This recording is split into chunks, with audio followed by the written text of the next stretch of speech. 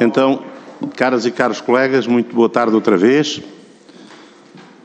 Estamos agora em condições de retomar os nossos trabalhos para esta segunda parte da nossa reunião de hoje. Esta segunda parte tem a ver com a audição da senhora deputada ao Parlamento Europeu, Isabel Carvalhais, a quem agradeço desde já a disponibilidade e o prazer que nos dá termos a oportunidade de trocar consigo umas breves impressões. Os últimos são os primeiros. A senhora deputada é a última dos deputados europeus que temos o prazer de receber aqui na nossa comissão, mas como diz o ditado popular, os últimos são os primeiros e será certamente uma audiência interessante aquela que vamos ter. O objetivo, ao termos disputado esta iniciativa, visou aproximar o Parlamento Nacional com o Parlamento Europeu, já que as agendas são dificilmente conciliáveis para que possamos ter audiências presenciais. Conheço bem quais são as rotinas do Parlamento Europeu e sei quanto elas são incompatíveis com a Assembleia da República e, por isso, sendo nossa vontade manter um diálogo com alguma regularidade com os deputados europeus, foi esta a fórmula que entendemos experimentar e que até agora creio que tem sido útil e agradável para ambas as partes. Portanto, sem mais delongas, senhora eurodeputada, vou dar-lhe a palavra. Nós temos uma grelha, enfim, que eu gostaria que tanto quanto possível pudesse ser respeitada, que nos disponibiliza cerca de 1 hora para esta troca de impressões. A senhora deputada terá cerca de 10 minutos para uma intervenção inicial e depois cada um dos grupos parlamentares terá 5 minutos para colocar questões, aos quais a senhora deputada responderá de imediato. E assim sendo, sem mais delongas, senhora deputada tem a palavra. Muito obrigada. Antes de mais, eu desejo saudar vivamente o Sr. Presidente da Comissão de Assuntos Europeus da Assembleia da República, estimado Dr. Luís Capolas dos Santos. Saúdo também, naturalmente, as excelentíssimas senhoras deputadas e os excelentíssimos senhores deputados que acompanham esta audição. Eu agradeço, de facto, muito este convite e esta oportunidade que me é dada de poder também apresentar um pouco daquilo que é o trabalho que tenho desenvolvido aqui no Parlamento Europeu. Se me permite, Sr. Presidente, no tempo que eu tenho disponível, e eu procurarei não ir muito além dele, apesar de ser um pouquinho difícil, eu irei estruturar a minha apresentação de duas formas, ou da seguinte maneira, duas partes. Uma primeira, eu falarei um pouco das comissões que integro, do trabalho feito ou que está em curso da minha parte em cada uma dessas comissões e de seguida apresentarei os pontos políticos que considero mais relevantes no presente e para o futuro no contexto de cada uma dessas comissões. Como já será do conhecimento de todos, eu sou membro efetivo em 3 comissões, na Comissão da Agricultura e do Desenvolvimento Rural, na Comissão das Pescas e também na Comissão de Inquérito ao Transporte de Animais Vivos e sou ainda membro suplente da Comissão de Desenvolvimento Regional. E, para além disso, também sou membro efetivo da Delegação para as Relações com os Estados Unidos e sou membro suplente da Delegação para as Relações com o Canadá e membro suplente da Delegação à Assembleia Parlamentar Paritária ACP União Europeia. Por uma questão de algum rigor no tempo, eu irei escusar-me a falar do trabalho desenvolvido nas delegações, enfim, também é menos relevante, eu diria, atendendo àquilo ou fazendo o contraponto com aquilo que é feito em sede das comissões. E eu começaria então pela Comissão da Agricultura e do Desenvolvimento Rural. Nessa comissão, até ao momento, portanto, num total de 17 dossiês que já levo nesta legislatura, eu iniciei em setembro de 2019, no contexto desta Comissão da Agricultura foram atribuídos até ao momento um total de 5 dossiês. E entre eles, e pela sua relevância política, eu destacaria apenas o parecer para a estratégia da biodiversidade da União Europeia para 2030, da qual fui a relatora para esta comissão. Nós sabemos, obviamente, que a perda da biodiversidade é uma evidência e que representa um dos grandes desafios que nós temos pela frente, que é de enorme importância para todos, mas muito em particular para a agricultura, cuja produtividade e resiliência estão, como sabemos, intimamente interligadas com a biodiversidade. E por isso, em sede desse parecer, eu defendi, sobretudo, a importância de se alcançar um equilíbrio entre a urgência da ação na defesa da biodiversidade, o que implica necessariamente mudança de comportamentos e de práticas, e o imperativo de atender à dimensão social e económica da atividade agrícola. E, nesse sentido, a participação efetiva de toda a sociedade, é certo, mas muito em particular dos mais afetados pelas medidas, como a comunidade agrícola, é absolutamente essencial e foi isso que defendi. E falamos, de facto, de um equilíbrio que é muito difícil, mas que não é impossível. E é no sentido das soluções que devemos, obviamente, de concentrar esforços, por exemplo, através de uma aposta forte na investigação e na inovação, como também deixei claro nesse parecer. E como também tenho defendido, cabe naturalmente às políticas públicas o papel de provocar a mudança, de criar as condições de contexto e os apoios necessários à sua concretização e, portanto, nesse sentido, a nova PAC assume aqui também, e sobre ela falarei mais à frente, um papel muito importante na promoção e no incentivo à transição para sistemas agrícolas mais sustentáveis, sempre com esta preocupação do equilíbrio entre a sustentabilidade ambiental e a sustentabilidade social. Passando para a Comissão das Pescas, no que respeita a esta comissão, onde eu estive como suplente entre setembro de 2019 e até fevereiro de 2020, estando desde então como membro efetivo, tive até ao momento a atribuição de 7 dossiês. E de todos, eu gostaria de destacar o mais recente, o relatório de iniciativa do Parlamento Europeu para uma economia azul sustentável na União Europeia. E o título correto é o papel dos setores das pescas e da aquicultura.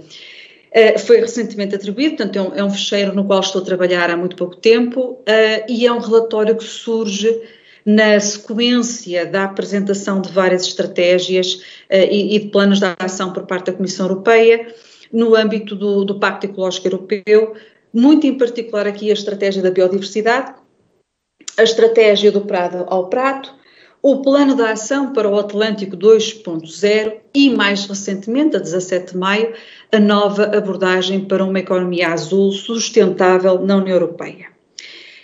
Numa primeira leitura, o que de imediato nos salta à vista, quando vemos, enfim, todas estas apresentações da Comissão Europeia, é o facto dos seus documentos falharem na inclusão clara e na apresentação clara de propostas concretas que abordem as dificuldades e o futuro das pescas e da aquicultura. E a economia azul sustentável, obviamente que necessita de uma abordagem que seja mais integrada e holística e não pode ficar apenas pelas questões da descarbonização, da redução do impacto das atividades no meio ambiente marinho, por muito importante que tudo isso seja, que o é, mas de facto é necessário mais. E é muito importante que se pense, por exemplo, que se dê atenção à sustentabilidade económica e social, que se olhe para os profissionais e para as empresas e para as comunidades costeiras que estão fortemente dependentes e ligadas às atividades marinhas. Sabemos que também neste campo, ambos os setores, tanto as pescas como a aquicultura, sofreram consequências graves com a pandemia, enfim, que ainda decorre, a que se junta também o impacto do Brexit, tanto no acesso aos recursos, que felizmente no caso de Portugal não é tão dramático, não nos afeta muito, mas enfim, não deixa de ser um impacto nos acessos aos recursos, como nos custos de algumas matérias-primas e também no acesso ao mercado. E o que este relatório, que agora tenho em mãos, pretende fazer, no fundo, é olhar de facto para o futuro, o pós-pandemia, e daí que seja também um relatório, eu diria, que tem muito interesse para a maioria dos Estados-membros, e por isso eu acredito que poderá ser um contributo importante, desde logo para países como Portugal, que possuem uma longa faixa costeira, como nós sabemos, para além de duas importantes regiões ultraperiféricas, os Açores e a Madeira, que são extremamente importantes na expansão da importância da relevância da geoestratégica e geopolítica da própria União Europeia, não nos esqueçamos disso, e que têm muitas pequenas comunidades costeiras com uma forte dependência económica do setor da pesca e do turismo também, do turismo associado ao mar. Gostava também aqui de trazer um pouco do que é o meu trabalho numa comissão diferente, é a Comissão de Inquérito sobre a Proteção dos Animais durante o Transporte, da qual também sou membro efetivo desde a sua criação e em que sou correlatora para o relatório e para as recomendações desta Comissão de Inquérito. É uma comissão que tem um tema de enorme sensibilidade. Todos nós concordaremos aqui, com certeza, se eu disser que a maneira como tratamos os animais diz muito sobre nós como sociedade. Eu acredito, e não estou só neste acreditar, que de facto os animais têm um valor intrínseco, aliás isso está plasmado em lei, felizmente, e é um valor que vai para além, é independente, digamos, da sua utilidade para nós seres humanos e nunca deveriam ser vistos apenas como meros objetos, como meras mercadorias. E nesse sentido é muito importante assegurar o seu bem-estar, inclusive durante o transporte. Portanto, isso é, digamos, um imperativo moral. E a verdade é que não podemos dizer que tal aconteça de forma sistemática, contínua, em todo o espaço da União Europeia. Portanto, não se trata de dizer que esta é a realidade tout court, porque não é, felizmente, mas temos de reconhecer que, infelizmente, também há muitos casos que nos mostram a existência de falhas. Seja por deficiências na harmonização de regras, seja por deficiências na efetiva implementação no terreno em todos os Estados-membros das previsões de um regulamento que já tem quase 16 anos, o regulamento de 2005, seja por falta de clareza, por vezes, dessas mesmas disposições e, portanto, que abrem ali um espaço para a dúvida, enfim, para a interpretação livre por parte dos agentes que estão no terreno. E por isso é preciso mudar e é preciso melhorar o sistema, melhorando desde logo a implementação do atual quadro legislativo, o que no imediato implica rever o atual regulamento de transporte animal, tornando mais fácil na sua aplicação e também trazendo maior harmonização às regras, aos procedimentos, às próprias sanções. Mas também é preciso, e é essa a linha do meu pensamento no relatório, enquanto relatora, é preciso ir desde já criando as condições de contexto que permitam reduzir a necessidade do transporte dos animais vivos, substituindo por um comércio de carne e produtos de carne e de material genético.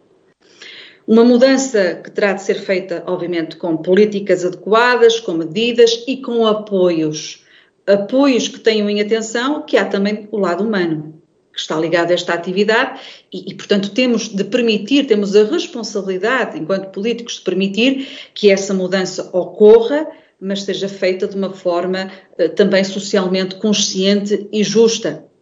Não nos podemos esquecer dos milhares e milhares de trabalhadores que estão associados a este setor em toda a Europa. E, portanto, estas são mensagens que eu procuro integrar neste relatório que está em curso e que tem na base a ideia de um sistema que promova a redução do transporte de animais vivos, que crie melhores condições para aqueles que são transportados e que assegure o controle efetivo de como esse transporte é feito. Isto é mais fácil de dizer. Senhora Deputada, peço que conclua o seu raciocínio, que já ultrapassou o tempo que estava destinado. Então vou referir-me, muito obrigada, Sr. Presidente, vou referir-me por fim ao que tenho feito na Comissão de Desenvolvimento Regional e deixarei depois os pontos políticos para a fase seguinte.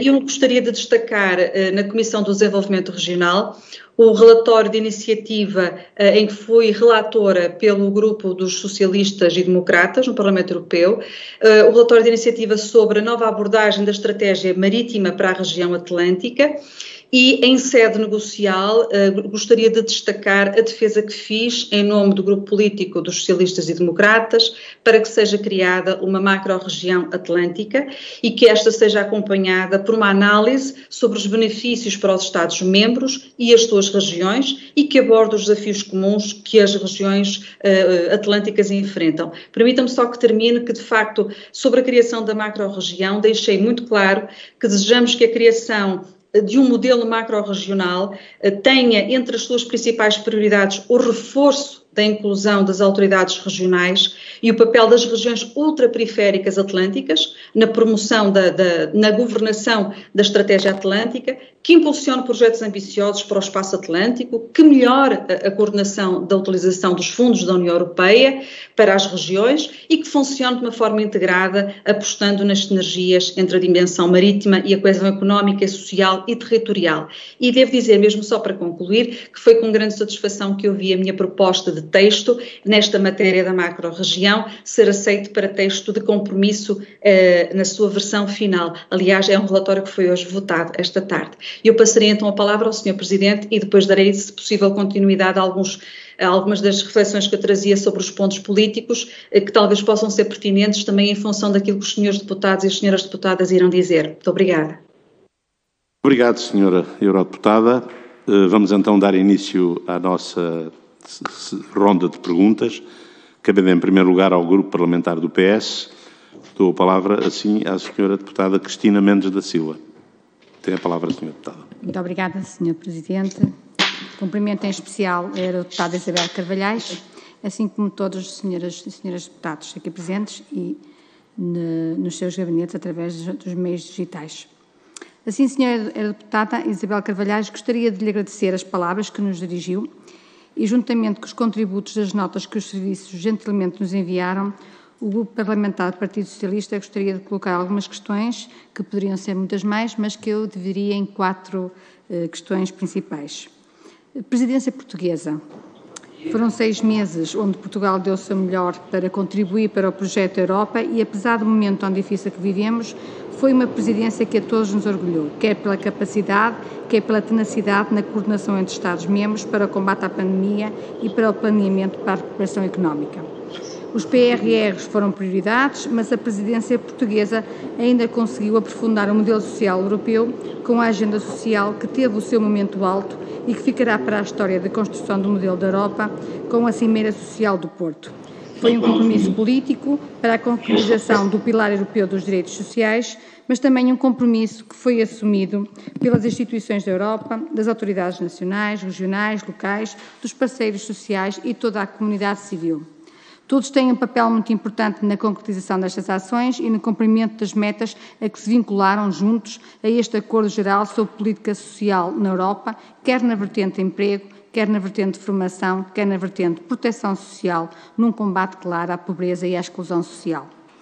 A minha questão para a senhora deputada Isabel Carvalhais vai no sentido de perceber a importância de se ter incluído os indicadores sociais no semestre europeu e até que ponto os Estados-membros estão alinhados na mudança de paradigma de, ao invés de discutirem os déficits da dívida pública, se discutir e comparar o trabalho em prol da diminuição da pobreza, do aumento do emprego, da igualdade e das metas sociais em detrimento de metas meramente económicas. De seguida, gostaria também de realçar que foram alcançados com esta presidência portuguesa outros objetivos. Por exemplo, a aprovação da Lei Europeia do Clima e a todos os objetivos nela implícitos e definição de políticas que permitirão uma naturalidade climática de forma socialmente justa e eficiente. Também a aprovação da PAC, como já referiu, com o apoio aos planos estratégicos a estabelecer por todos os Estados-membros e financiados quer pelo FIAGA, quer pelo FEADER. Assim como a estratégia da União Europeia para as florestas e a estratégia do Prado ao Prato, também já falado, e a estratégia de biodiversidade da União Europeia para 2030, que são importantíssimas para a agricultura, floresta e para as políticas do mar. São objetivos que se completam e que contribuem para a definição de políticas de orientação para o desenvolvimento das zonas rurais e para as zonas pescatórias. Senhora deputada, foi importante para os agricultores e pescadores estas metas atingidas, sobretudo sob a presidência europeia, portuguesa, da aprovação da PAC e da Lei Europeia do Clima?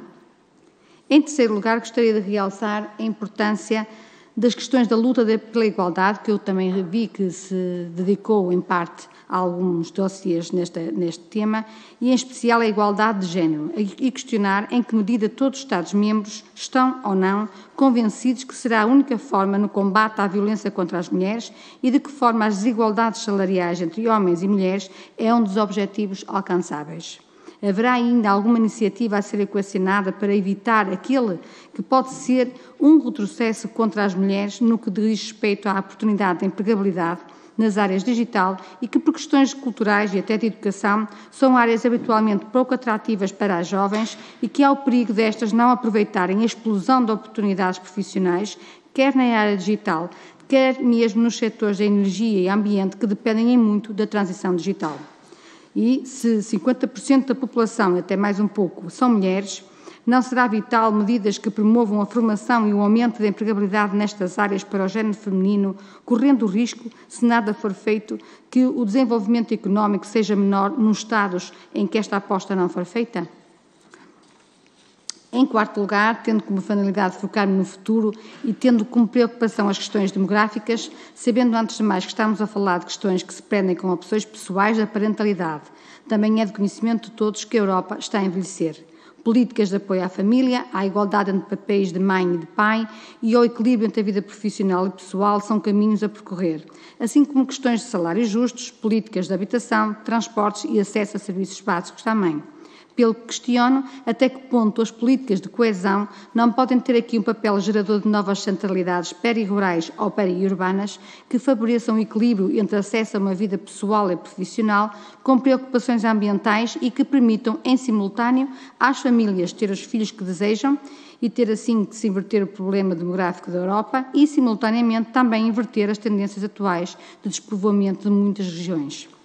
Para terminar, não deixando a questão da importância da presidência portuguesa do Conselho da União Europeia, gostava de perguntar à Sra. Eurodeputada Isabel Carvalhais a opinião sobre a forma rápida com que podemos chegar ao certificado verde digital do Covid-19 e se este não nos permite lutar se este não só nos permite lutar e travar esta pandemia, mas também se não foi um bom contributo sob a presidência portuguesa para a recuperação de uma Europa mais forte e unida, onde a mobilidade das pessoas e a abertura de fronteiras são valores intrínsecos a uma verdadeira cidadania europeia, com liberdades, direitos e garantias para todas e todos, e uma Europa inclusiva e social, mesmo em tempos difíceis de pandemia. Muito obrigada, Sr. Presidente, pela tolerância. Muito obrigada, Sra. Deputada. Portanto, isto não foi uma formulação de perguntas, foi um interrogatório. Mas, Sra. Deputada, confio na sua capacidade de síntese para, em 5 minutos, responder, pelo menos, às questões principais formuladas. Vou tentar, Sr. Presidente. Sra. Deputada, muitíssimo obrigada pelas perguntas. Elas são extremamente pertinentes.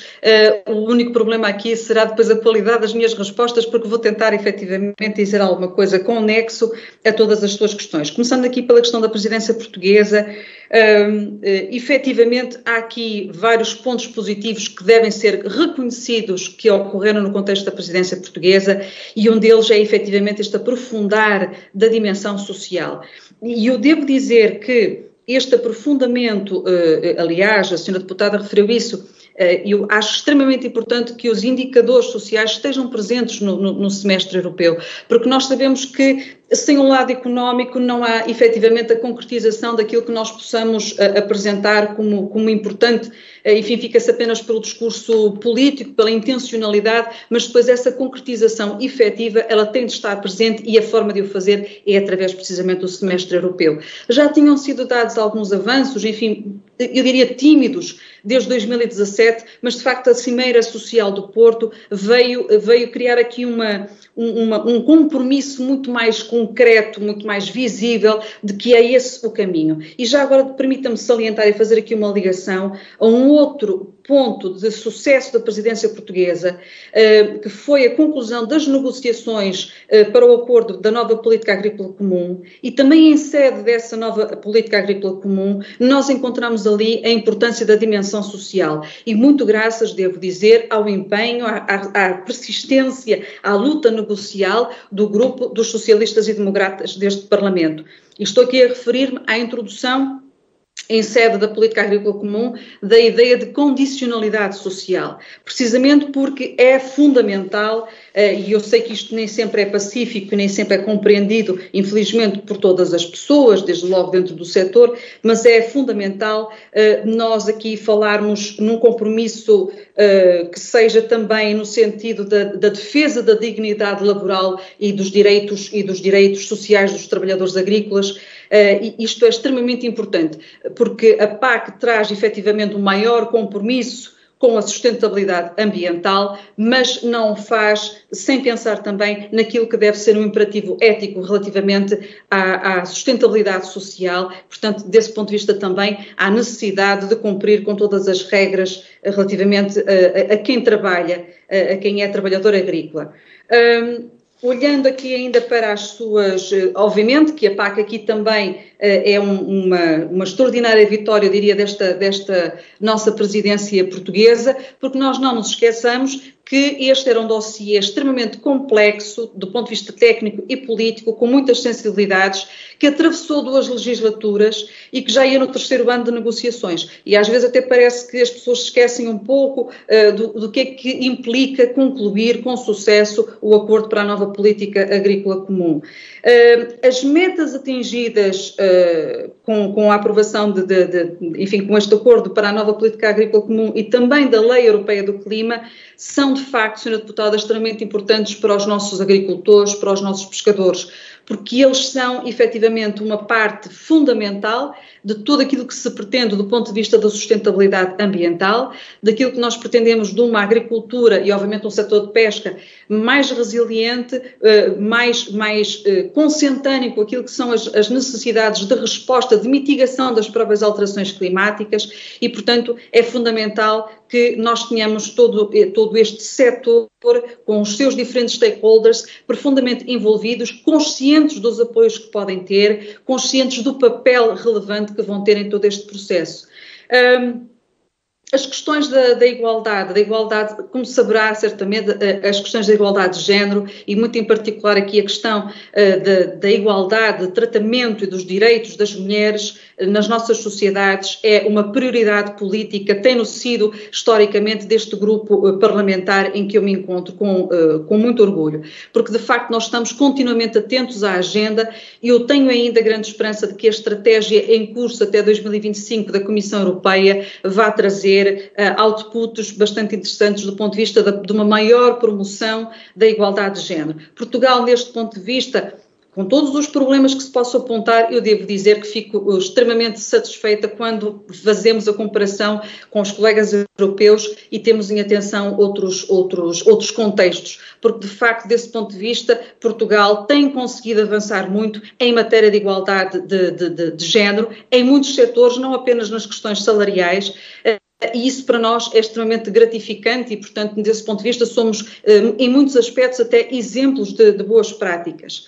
Questão, só para terminar, a questão da demografia, e nesta semana, ainda hoje precisamente, foi votado um relatório em que fui relatora sombra, que é Old Europe Growing Older.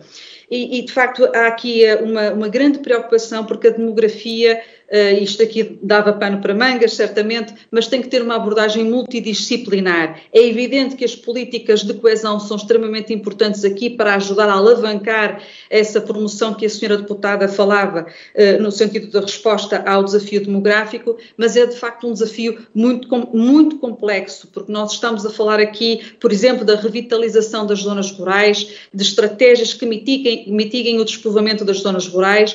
Temos simultaneamente, e isto é um assunto que me é muito caro, até por questões académicas, temos que evitar também cair em determinados discursos muito conservadores de recondução da mulher ao lar, que é uma coisa que vem desde os anos 80 e, portanto, a pretexto dessa recondução, muitas vezes é feita a defesa de apoios sociais e financeiros, etc., para a constituição de família, mas tudo isto é extremamente complexo, porque, de facto, é necessário evitar esse conservadorismo, é necessário olhar isto de uma perspectiva holística, integrada, multidisciplinar, porque são muitas as políticas que são convocadas aqui para Obrigado, Sra. Deputada. Peço que conclua, por favor. Fico aqui.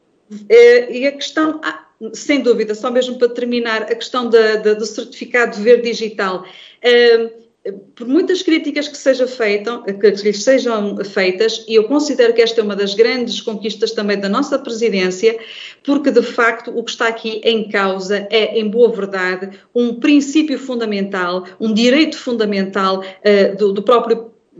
da própria cidadania europeia, que é a liberdade de circulação. E, portanto, começa logo por aí, a mobilidade como um direito fundamental dos cidadãos europeus e que, desta forma, se procura também restabelecer, para além do impacto extremamente positivo que isto pode ter, obviamente, no retomar das atividades económicas e em particular na área do turismo, que, como nós sabemos, são extremamente importantes para um país como o nosso, mas naturalmente para toda a União Europeia. E eu peço desculpa pela falta de estrutura, enfim, e pelo tempo já excedido. Muito obrigada. Obrigado, senhora Eurodeputada. Sei que as respostas são longas, porque as perguntas também foram. Tenho a certeza que os senhores deputados que se seguem serão mais contidos nas suas questões. Portanto, dou a palavra ao deputado António Lima Costa, do Grupo Parlamentar do PSD. Muito obrigado, Sr. Presidente. Cumprimento a Sra. Deputada ao Parlamento Europeu, Isabel Carvalhais. Agradeço as opiniões e informações que já nos facultou. Os temas que queria abordar estão alinhados com as áreas que acompanha mais de perto no Parlamento Europeu e começo precisamente pelo primeiro tema que aflorou, a Estratégia de Biodiversidade da União Europeia para 2030. Evoco os dados oficiais disponíveis sobre biodiversidade na Europa, o último relatório da Agência Europeia do Ambiente, intitulado O Estado da Natureza na União Europeia, e aí constata-se que, relativamente às tendências das espécies e dos tipos de habitat protegidos, quer pela Diretiva Aves, quer pela Diretiva Habitats, Portugal fica muito mal na fotografia. É dito aí que cerca de 70% dos habitats protegidos nacionais, classificados como Rede Natura 2000, estão numa tendência desfavorável e de deterioração, e no que se refere ao Estatuto de Conservação das Espécies Protegidas, 60% delas têm uma classificação de desconhecido, sendo raríssimos os casos de espécies e de habitats em que a tendência é classificada como favorável e em melhoria. Na área da proteção de espécies, valorização dos seus habitats e requalificação dos ecossistemas, a União Europeia diz preto no branco que Portugal está na cauda da Europa, sendo uma área que tem acompanhado o que lhe apraz dizer sobre este relatório. A segunda questão é motivada pela recente comunicação da Comissão sobre a visão a longo prazo para as zonas rurais. Diz-se aí que é vital para a União Europeia a definição de uma verdadeira agenda rural, ambiciosa, muito concreta. É urgente um pacto de solidariedade para com as zonas rurais, mas depois, relativamente a esta questão vital para Portugal, o que se constata é que, na primeira oportunidade de passar das palavras aos atos, Portugal desenha um plano de recuperação e resiliência que desconsidera totalmente as zonas rurais do país. Os autarcas do interior do país são unânimes na revolta a esta ausência de atenção no PRR ao problema das assimetrias entre o litoral e o interior. Peço um comentário a esta ausência de apoios no PRR para o desenvolvimento das zonas rurais do nosso país. Terceira questão, a estratégia do Prado ao Prato provocará, como sabemos, uma mudança brutal de paradigma no sistema agroalimentar europeu. Prevê-se reduzir até 2030 em 50% a utilização de fitofármacos e aumentar em 25% o modo de produção biológico. Isto é um desafio brutal para os nossos agricultores e, sem apoios para esta transição de modelo, os agricultores passarão por enormes dificuldades. Definiram-se bem apoios avultados para uma transição justa para o setor energético, mas não se definem apoios específicos para uma transição justa no setor agrícola. A resposta tem sido, e estou certo que a senhora Eurodeputada irá também por aí, a nova PAC financiará esta transição. Ora, isto é de uma injustiça brutal para os agricultores e para Portugal em particular, enquanto um dos países que mais sofre com este panorama. Porquê? Portugal, ao contrário do que tem sido dito, não receberá mais verbas da próxima PAC, terá cortes de cerca de 5%, mas, além de receber menos, o que acontece é que serão os próprios agricultores que se verão obrigados a desviar verbas da PAC, que deveriam ser destinadas à agricultura, para suportar integralmente esta transição ecológica, o que implicará um corte brutal nos recursos destinados ao aumento do investimento e competitividade da nossa agricultura, que é para isso que a PAC foi feita. Pedia, pois, que nos desse a sua opinião sobre este problema para a agricultura nacional. Por último, a propósito do novo pacote da política de coesão, que há pouco referiu, queria lembrar as palavras da Comissária com o Pelouro da Coesão, Elisa Ferreira, que diz, entre muitas coisas, e cito, que ao fim destes anos todos de apoio maciço de fundos estruturais, Portugal ainda é um país atrasado e que importa refletir sobre as opções que o país tem no contexto do plano de recuperação e que a aplicação dos fundos europeus tem de ser radicalmente diferente do passado e alerta ainda que Portugal corre o risco de ser ultrapassado por muitos outros Estados-membros da União Europeia. Bem sabemos que o primeiro-ministro português, ao contrário, entende que, e cito também, Portugal tem um historial de bom aproveitamento dos fundos europeus. Em face desta leitura radicalmente oposta da realidade, pergunta à senhora eurodeputada de que lado se coloca. Muito obrigado pela atenção. Senhor Deputado António Lima Costa, a senhora Deputada tem a palavra para responder. Muito obrigada, Sr. Deputado Lima Costa, pelas suas importantes e pertinentes questões. Também vou tentar, de alguma maneira, responder, dentro do possível, relativamente à questão da biodiversidade. O que refere sobre Portugal e que infelizmente também pode ser referido sobre outros Estados-membros, atesta desde logo a preocupação e justifica o porquê desta preocupação com a biodiversidade na Europa. Infelizmente, até mesmo quando contactamos o cidadão comum, há a ideia de que a degradação da biodiversidade é algo que acontece sobretudo noutros contextos territoriais, noutros continentes, na América Latina, na Amazónia, desde logo, em África, e não há consciência da quantidade de espécies de fauna e de flora que estão neste momento ameaçadas. E daí a importância desta estratégia da biodiversidade, que não é um instrumento legislativo, é certo, mas que é um importante instrumento político do qual depois podem resultar efetivamente elementos de ação para o futuro. E é fundamental aqui nós percebermos o que tem sido feito em termos de boas práticas, e aqui já entroncou um bocadinho naquilo que estávamos a falar, ou que o Sr. Deputado falava a propósito da estratégia do prado ao prato. Eu também sempre tenho dito isto, há que fazer justiça aos nossos agricultores, porque, de uma maneira geral, a nossa agricultura já tem feito um grande esforço no sentido de promover a biodiversidade. Aliás, também é algo que muitas vezes é quase um mito, porque as pessoas esquecem-se disso. A agricultura também é ela, digamos, o locus de uma importante biodiversidade, uma biodiversidade que só existe quando há agricultura, quando os campos são tratados e são trabalhados, e às vezes, enfim, em alguns discursos, eu diria um bocadinho mais radicais, com outras perspectivas, há quase esta ideia de que a biodiversidade só existe no terreno onde não há nada, onde não há cultivo, onde não há pastoreio, onde não há nada. E isso não é verdade, como sabemos. E, voltando ao que eu estava a dizer, os agricultores já têm feito ao longo dos anos um esforço muito grande no sentido de contribuírem para o cumprimento de metas ambientais. É evidente que agora se lhes pede um compromisso maior, mas também eu julgo que não seria correto dizer apenas que eles terão condicionalidade ambiental a ser cumprida, porque também haverá incentivos ao cumprimento destas metas ambientais. Desde logo, por exemplo, no contexto da nova PAC, temos a arquitetura verde que integra os ecorregimes. E os ecorregimes são, digamos, formas precisamente de estimular o agricultor a ir mais além naquilo que é a sua ambição, no seu contributo para as metas ambientais. Relativamente às zonas rurais, à visão para as zonas rurais, e nesta manhã estive precisamente na Comagre, na Comissão, a interrogar o Comissário, enfim, daquilo que eu li sobre esta visão, ela tem desde logo o mérito, e parece-me importante, de trazer para debate o mundo rural, porque infelizmente, e isto é algo que também me preocupa muito, é esta tendência para uma fragmentação, uma visão fragmentada entre o mundo rural e o mundo urbano, e até mesmo uma certa polarização, às vezes ideológica, sobre quem é que defende o mundo rural e quem é que defende o mundo urbano. Nada mais perigoso, eu diria, até por várias razões que não vêm aqui ao caso.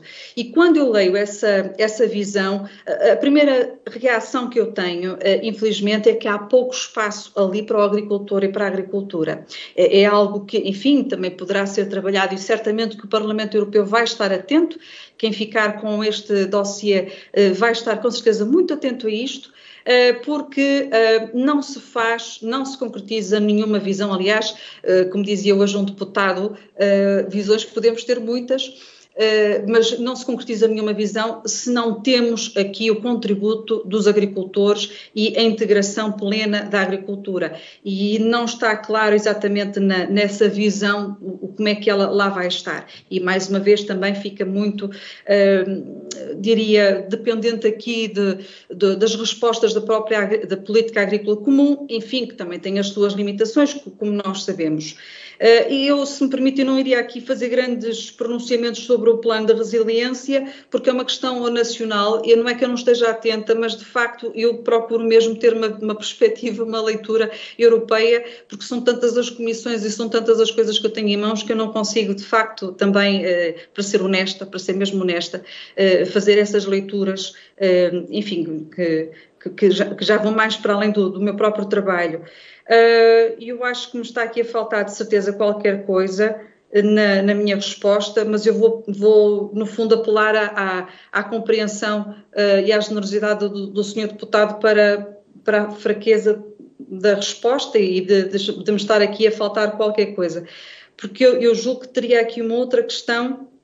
E eu tentei apontá-las todas, mas estou a olhar para as minhas notas e não estou a encontrar. De qualquer das maneiras, também se pode sentir à vontade para voltar a colocar, caso sinta que é absolutamente necessário, da minha parte, uma reação. Muito obrigada. Muito obrigado, Sra. Deputada. Darei agora a palavra à Sra. Deputada e Vice-Presidente desta Comissão, Fabíola Cardoso, do Bloco de Esquerda. Muito obrigada, Sr. Presidente. Começar por cumprimentar a Sra. Deputada Isabel Carvalhais, agradecer não só a sua apresentação inicial, mas também as respostas que já foi dando às perguntas que foram colocadas anteriormente e, considerando que é a última destas sessões, deixar aqui também uma palavra de agradecimento, em particular ao Presidente desta Comissão, pelo empenho, por esta feliz iniciativa que, de facto, é penso eu, uma iniciativa a repetir, que permite uma aproximação ao trabalho dos nossos eurodeputados. Para quem está deste lado, nem sempre é fácil acompanharmos e conhecermos e percebermos da diversidade de funções que são desempenhadas pelos eurodeputados portugueses. Portanto, muito obrigado também.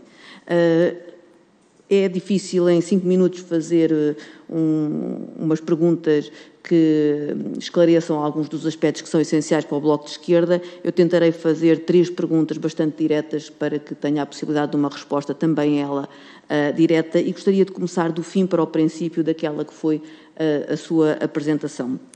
Relativamente à Comissão de Inquérito sobre o transporte de animais vivos, no dia 27 de fevereiro deste ano, a Ministra da Agricultura portuguesa foi ouvida nesta comissão e foi questionada por uma outra eurodeputada portuguesa que faz parte dessa comissão, a Marisa Matias, que pertence ao Bloco de Esquerda, sobre imagens que tinham sido registadas em portos portugueses de condições completamente degradantes, de condições completamente ilegais, completamente inaceitáveis de transporte de animais vivos que estavam a ser exportados de Portugal para outros países. A resposta não foi, no entender do Bloco de Esquerda, satisfatória. Sabemos que houve outras audições, nomeadamente a associações relacionadas com este assunto. Eu gostava de saber como é que se justifica que ainda seja possível estas situações acontecerem quando a Ministra diz que em Portugal todas as inspeções são feitas, quando o regulamento, mesmo considerando as suas limitações, está em vigor desde 2005, como é que é possível este desfazamento que existe entre a realidade nacional de um país como Portugal e aquilo que são as regulamentações europeias relativamente à exportação e ao transporte de animais vivos? E se este desfazamento, esta distância grande, gigantesca, este fosso que existe entre estas duas situações, não deveria ser razão mais do que suficiente para se avançar mais seriamente com mudanças muito significativas na exportação de animais vivos, nomeadamente a proibição de transporte de animais vivos a longa distância. Uma segunda pergunta relativa à questão das pescas e considerando o enquadramento que é dado pelo Pacto Ecológico Europeu, uma vez que em Portugal este setor está ainda a avançar, é possível, ou de que maneira é que o enquadramento europeu pode fazer com que em Portugal não se cometam os mesmos erros que se cometeram na aquicultura de outros países, ou seja, como evitar modelos de produção aquícola que sejam monoculturas, que sejam modelos ultraintensivos, como aconteceu noutros países europeus, com as consequências que isso acarretou. Ou seja, isto, principalmente num país como Portugal, com a linha de costa que temos, com a área oceânica que temos, com as regiões ultraperiféricas que temos, está ou não esta nova política capaz de evitar que se cometam em Portugal erros que já se cometeram noutros países europeus?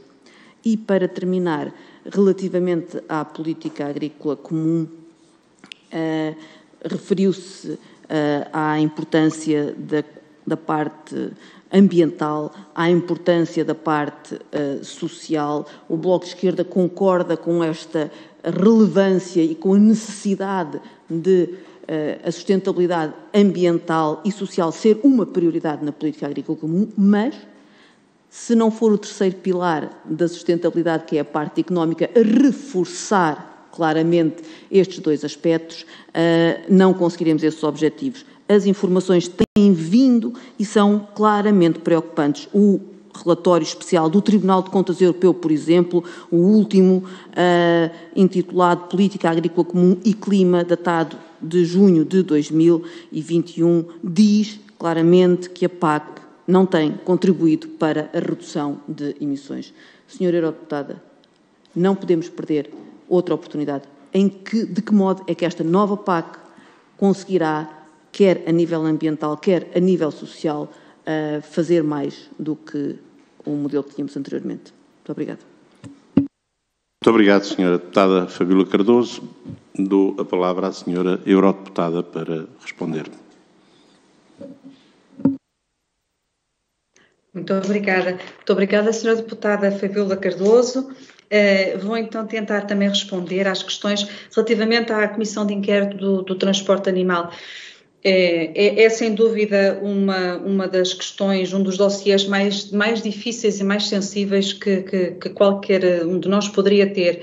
Eu tenho feito reuniões sistematicamente, regularmente, com vários agentes no terreno, tanto com as organizações, por exemplo a PATAV, como obviamente as pessoas que no setor comercializam, são responsáveis pelo transporte para países terceiros, desde logo, porque é aqui também a grande questão, quando se fala em transporte animal, de muitas das questões que são levantadas, as grandes preocupações pendem sobretudo com o transporte de longa distância.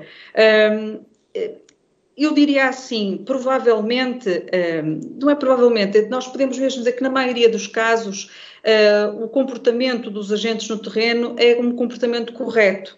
Pese embora eu achar, por exemplo, que há um grande desinvestimento em termos de formação do seu pessoal profissional, das pessoas que trabalham na área do transporte, mas de uma maneira geral são cumpridoras. Ora, o que acontece é que nem todas são cumpridoras e nós temos de compreender, e aí o próprio setor tem de compreender, enfim, por muito que custe, que as imagens que nós vemos, elas não são montagens, elas são verdadeiras e, portanto, mesmo que aconteça 1 em 100, aquele caso vai obviamente chocar a opinião pública, vai sensibilizar as pessoas, porque felizmente vivemos em sociedades que são sensíveis ao sofrimento dos animais e temos hoje em dia conhecimento científico que noutros tempos não teríamos para compreender que são animais sensíveis, que sentem, que têm as suas formas, que têm as suas reações fisiológicas portanto têm reações de stress e têm reações mesmo do ponto de vista psicológico quando são sujeitos ao sofrimento. E não podemos ser indiferentes a isso. Portanto, aquilo que eu procuro fazer em sede desta comissão, obviamente que é, sem desrespeitar o esforço que é feito pelas autoridades políticas, pelas autoridades nacionais e pelos agentes no terreno para cumprimento das regras, tentar, obviamente, que passar a mensagem de que tem que se fazer mais e melhor. Não basta dizer que tudo é cumprido, que tudo é respeitado. Os próprios Estados são os primeiros, muitas vezes, também a queixarem-se das dificuldades de aplicação do próprio regulamento. Todos nós conhecemos os casos, por exemplo, das rotas de transporte que evitam a entrada na Áustria, porque a Áustria é extremamente cumpridora das regras e, portanto, acabam por se fazer circuitos superiores ao que deveria ser permitido para transporte dos animais, para evitar os controlos num país exigente como a Áustria. Enfim, isto é conhecido, não vale a pena, e todos nós conhecemos esta realidade, e o que temos é que ser muito pragmáticos, e é esse o objetivo, aliás, também deste relatório, no sentido, porque também não adianta dizer vamos já acabar com o transporte, acabe-se já com o transporte.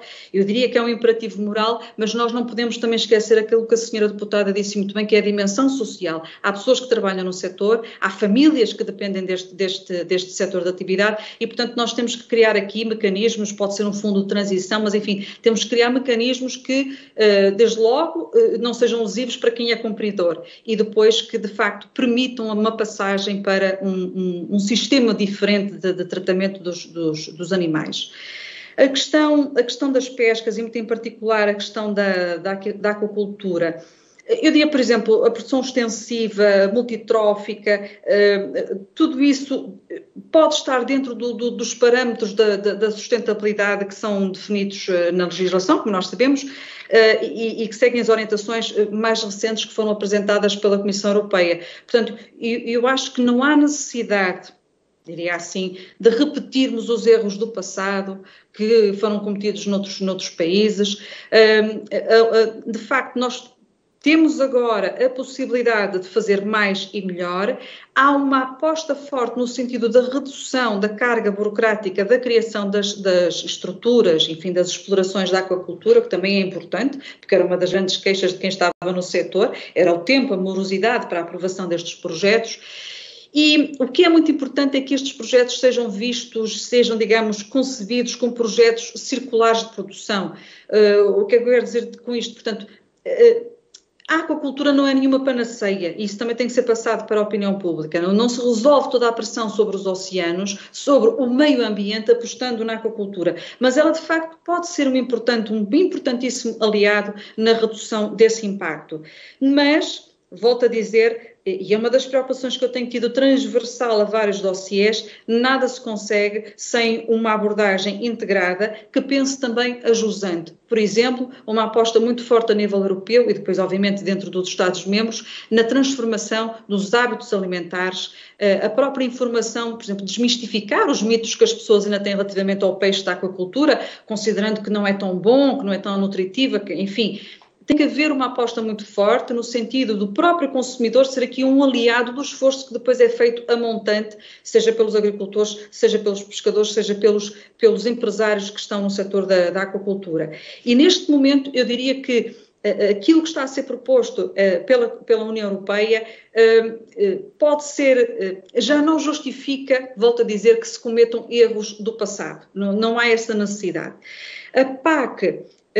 eu fico muito contente por ouvi-la dizer, porque nem imagino o quão difícil às vezes é conseguirmos aqui nesta grande casa da democracia, que todos os colegas de outros grupos políticos, enfim, reconheçam que a agricultura é uma atividade económica.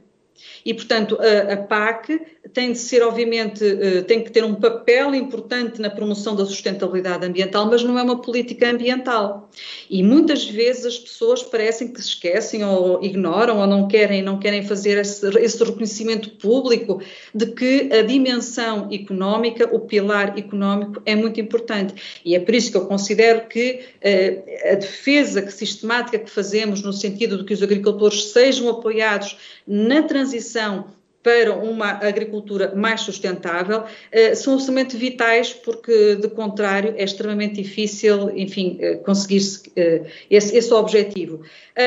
E não esquecer aqui também, que me parece importante, que quando falamos de agricultura sustentável, e isto levava-nos para outra conversa, enfim, há diferentes formas, pode haver, e felizmente há diferentes caminhos que podem e devem ser percorridos no sentido dessa sustentabilidade. O caminho do biológico é mas não está sozinho e, portanto, devemos ter aqui também uma leitura, uma mente aberta e compreender... Senhora Deputada, sei que é muito difícil em 7 minutos e meio responder a todas as questões, mas, de facto, já ultrapassou o seu tempo. Não estou a querer que interrompa abruptamente, mas peço-lhe que conclua, por favor, o seu raciocínio.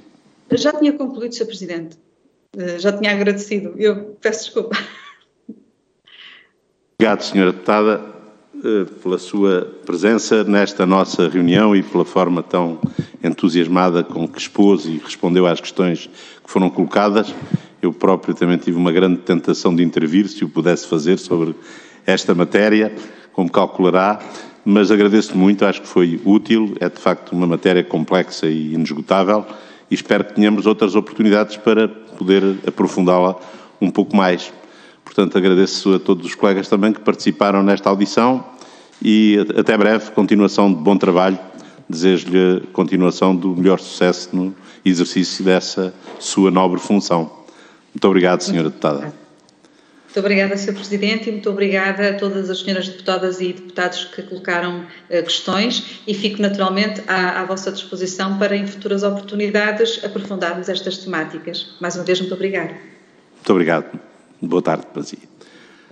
Portanto, caros colegas, como sabem, temos previsto agora fazer a nossa foto de família. Portanto, sei que, entretanto, fui recebendo aqui algumas indicações de algumas indisponibilidades, mas sabemos que o dia ideal nunca existe e ainda por cima já temos cá a nossa fotógrafa, que foi especialmente contratada para o efeito, portanto, poderemos eventualmente, é que se houver um número elevado de ausências, mais tarde tentarmos fazer uma foto mais completa, mas de qualquer modo já vamos com mais de ano e meio de mandato, quase 2, sei que a pandemia tem as costas largas, não é? E tem-nos impedido, mas não queria que a nossa página fosse um quadradinho cinzento e, portanto, iremos fazer nas condições possíveis esta foto, o mais rapidamente for possível para retomarmos e concluirmos a nossa reunião, mas admito a possibilidade, mais tarde, tentarmos ter, de facto, o ideal seria termos todos os colegas presentes. Interrompo, então, a sessão por 10 a 15 minutos, o máximo. Daqui por 15 minutos, aqui estaremos outra vez.